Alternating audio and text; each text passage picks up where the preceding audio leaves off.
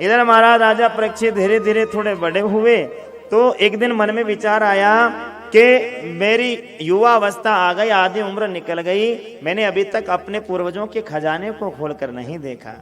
आज महाराज पूर्वजों का खजाना खोल करके देखे तो एक बड़ा ही सुंदर स्वर्णमय मुकुट हीरों से जड़ा हुआ दिखाई दिया। यह मुकुट जरासंध का था, जो भीमसेन युद्ध में जीत करके लेकर के आए थे। और महाराज उस मुकुट को देखते ही उसे सिर पर रखकर जंगल में निकल गए। जंगल में एक विचित्र दृश्य देखा कि एक तीन पैर एक बेल के कटे हुए हैं, एक पैर पर खड़ा होकर के बेल रुदन कर रहा है और एक गोमाता खड़ी खड़ी रो रही है। राजा परीक्षित ने जाकर के कहा कि मेरे राज्य में ऐसा हाल आपका किसने किया, ये करने की किसकी हिम्मत हुई, मुझे उसका नाम बताओ।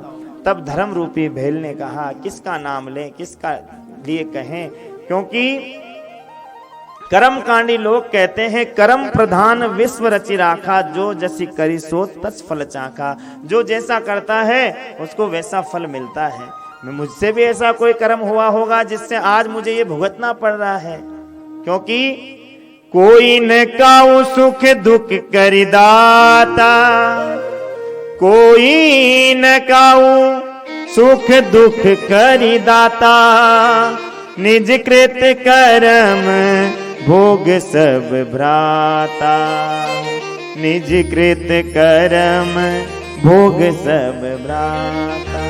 ना तो कोई किसी को दुख दे सकता, ना कोई किसी को सुख दे सकता है। ये सुख और दुख तो हमारे मन की कल्पना है। हम जिसे सुख मान ले वह सुख हो जाता है, जिसे हम दुख मान ले वह दुख हो जाता है। देखिए महाराज, जिस प्रकार हम यदि हमारा पैर भी यदि नाली में गिर जाए तो हमें बड़ा दुख होता है, क्योंकि हमने उसे दुख ही मान रखा है, बुरी वस्तु मान रखी है। लेकिन उस सुअर को महाराज उस नाली में भी सुख मिलता है, वह सुअर उस नाली में भी सुखी रहता है। तो ये अपने मन की कल्पना है। जिस वस्तु को हम सुखी मान ले उसमें सुख हो जाते हैं, जिसे श्रेष्ठ मान ले उसमें सुखी हो जाते हैं, जिसे बुरा मान ले उसमें दुखी हो जाते हैं। कोई किसी को सुख नहीं देता, जो जैसा कर्म करता है उसी के अनुसार उससे सुख और दुख प्राप्त होते हैं। आज महाराज राजा परीक्षित ने कहा नहीं नहीं, फिर भी मैं उस व्यक्ति को ढूंढूंगा जिसने आपका ऐसा हाल किया। थोड़ा आगे बढ़े तो एक महाराज काला काला विकराल पुरुष, लंबी लंबी मूछे, लाल लाल नेत्र और हाथ में लंगी तलवार लेकर के उस बेल का चौथा पैर भी काटने के लिए तैयार है। परीक्षित ने कहा दुष्ट, मेरे राज्य में ऐसा कुत्सित कार्य करने की तेरी हिम्मत कैसे हो, तुझे मृत्यु दंड दूंगा, रुक जा, मार डालूंगा। तब महाराज ये जो काला काला पुरुष है कोई और नहीं, ये कलयुग है। कलयुग ने सोचा कि आज राजा परीक्षित मुझे मार देगा, तो कलयुग ने जाकर राजा परीक्षित के चरण पकड़ लिए, कहा मैं आपकी शरण में हूं, मुझे आप माफ करें। तब महाराज पूर्वज कह करके गए थे पांडव के शरण में शत्रु भी आ जाए तो माफ कर देना। अपने पूर्वजों की आज्ञा को मान करके कहा कि मैं माफ तो करूंगा, लेकिन मेरे राज्य में तुम्हें रहने का अधिकार नहीं, मेरे राज्य से बाहर चले जाओ। कलयुग ने कहा कि पूरी पृथ्वी पर आपका राज्य है, मैं कहाँ जाऊंगा, कोई तो मुझे स्थान दो। तब महाराज 4 कमरे कलयुग को राजा परीक्षित ने दिए, 4 स्थान प्रदान किए।